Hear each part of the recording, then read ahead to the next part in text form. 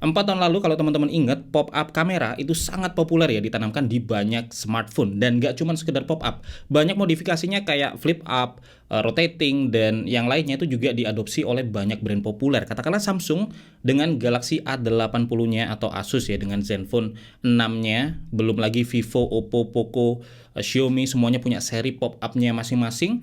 Ada yang dikasih lampu, ada yang miring, ada yang lurus, macam-macam. Tetapi di mana pop-up kamera sekarang dan kenapa pop-up kamera di smartphone ini bisa sampai punah. Nah, pertama kita bahas dulu kenapa pop-up kamera bisa sampai muncul ya saat itu. Sebenarnya ini merupakan respon dari munculnya tren untuk memaksimalkan layar smartphone. Salah satu yang cukup populer movementnya ada Xiaomi Mi Mix ya di tahun 2016 itu yang ngefullin layar bagian atas dengan mindahin kamera ke bagian bawah. Terus diikuti dengan Essential Phone ya di 2017 yang lebih ekstrim lagi, ngefullin layarnya dengan menyisakan notch kecil aja di bagian atas.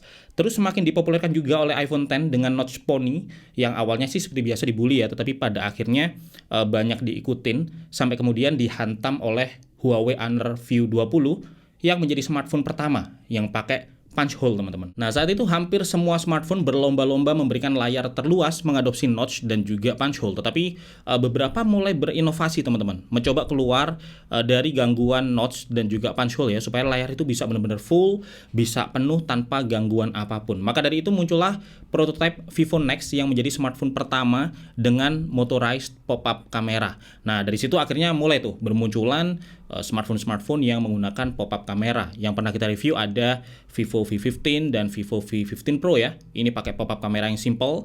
Terus dia berkembang sampai ke Vivo V17 Pro yang pop-up kameranya menjadi semakin kompleks dengan 2 kamera, masih ditambah LED flash pula. Terus pernah juga review Oppo Reno 2F yang pop-up kameranya tuh dikasih lampu warna-warni yang semakin dibuat beda lagi ya di Oppo Reno 10X Zoom dengan pop-up yang munculnya tuh miring, teman-teman.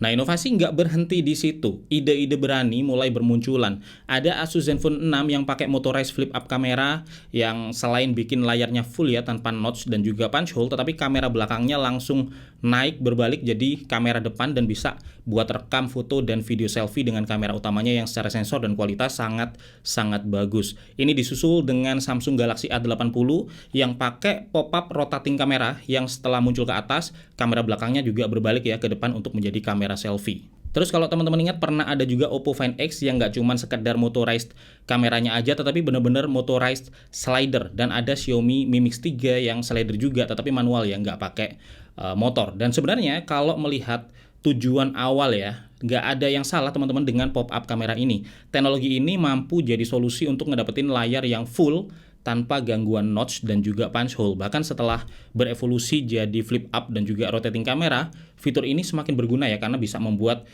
kita itu ambil foto dan video selfie dengan menggunakan sensor kamera utamanya. Terus masalahnya di mana? Kenapa inovasi pop-up kamera di smartphone ini punah dan nggak bertahan? Sedangkan inovasi lain yang muncul di waktu yang hampir sama ya, kayak in-display fingerprint sensor itu masih tetap bisa bertahan sampai sekarang. Nah, masalahnya ada di sini, teman-teman. Pertama, pop-up kamera ini punya masalah di user experience waktu kita mau login dengan menggunakan face unlock. Karena setiap kali mau detect nih ya, untuk detect wajah, maka kameranya akan muncul dulu, scan wajah terus harus nutup lagi. Dan ini butuh waktu, nggak efisien dan cukup mengganggu memang buat yang terbiasa login ke smartphone pakai face recognition. Dan gue ngerasain ini juga dulu. Terus yang kedua, masalah dari ketahanan terhadap air dan juga debu yang sulit dicapai ya dengan pop-up kamera atau juga flip up kamera. Jadi hampir semua smartphone yang pakai teknologi pop-up atau flip up kamera memang nggak memiliki IP rating karena memang sulit teman-teman untuk bisa tahan air dan juga tahan debu ya dengan mekanisme motorized kamera seperti ini. Celah dari pop-up kameranya ini jadi celah juga bagi debu atau air ya untuk masuk ke bagian dalam smartphone. Dan yang ketiga, masalah durabilitas, di mana dengan tambahan beberapa sistem mekanis kayak motor, gear, terus mungkin kabel fleksibel dan yang lainnya itu bakal punya umur mekanis teman-teman yang nambahin problem kalau misalnya bermasalah. Belum lagi resiko kalau smartphone jatuh ya saat kamera di posisi terbuka. Kalau di posisinya nggak pas, pop-up kameranya bisa patah dan sebagainya. Meskipun sempat banyak fail safe system ya yang dibuat kayak kamera otomatis masuk kalau kedeteksi jatuh, tetapi ya tetap aja ada risiko-risiko semacam itu. Dan yang keempat, ada masalah di biaya dan kerumitannya. Dari sisi biaya produksi aja, itu ketambahan banyak part mekanis teman-teman. Ada biaya untuk motornya, terus gearnya, sensornya, pairnya mungkin untuk failsafe ya, rail, sirkuit, housing, macam-macam. Belum lagi pemasangannya dan yang lainnya yang tentu nambah-nambahin cost ya, dan juga kerumitan produksi. Dibanding dengan meletakkan modul kamera langsung di notch ataupun punch hole. Biaya-biaya ekstra ini pada akhirnya juga meningkatkan harga dari smartphone yang akhirnya juga nanti bikin pembeli mikir-mikir ya saat dihadapkan dengan banyaknya pilihan smartphone yang lain yang harganya lebih kompetitif. Terus yang kelima, juga ada masalah di biaya dan kerumitan perbaikan.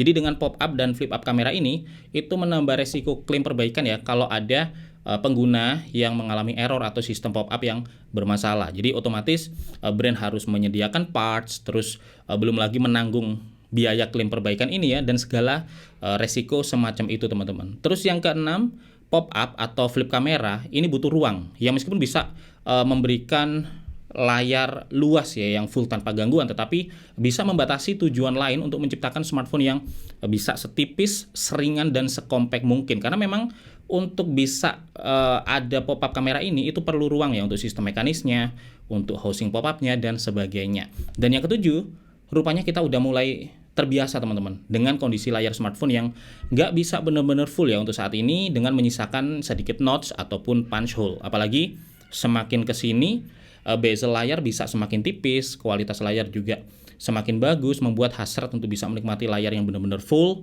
itu menjadi berkurang ya, karena ya tanda kutip kayak kehibur dengan fitur-fitur yang lainnya, dan merasa oke-oke aja meskipun ada sedikit tompel di layar asal nggak gede-gede amat.